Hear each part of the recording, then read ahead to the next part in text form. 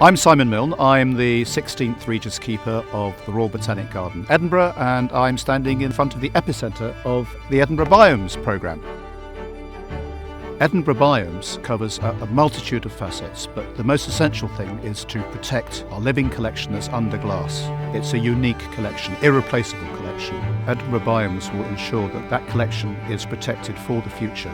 It's restoring the magnificent listed glasshouses we have. The 1967 modernist glasshouse, known as the Spine, that will be completely renovated, all the glass taken out, all the plants taken out, all the heating taken out, completely restored, and a whole new visitor journey through those glasshouses that will be put in place. It's about creating new facilities for the next generation of researchers, the next generation of horticulturists.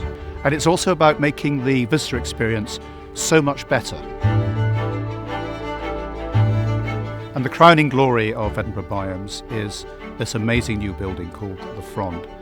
It's designed very much inspired by nature, and this will provide a new opening for our visitors to the glasshouse experience and a much better experience, enable people to get much closer to plants. Edinburgh Biomes is the biggest project, and I would say the most important project in the garden's history, and we very much want you to be part of that. Please come aboard.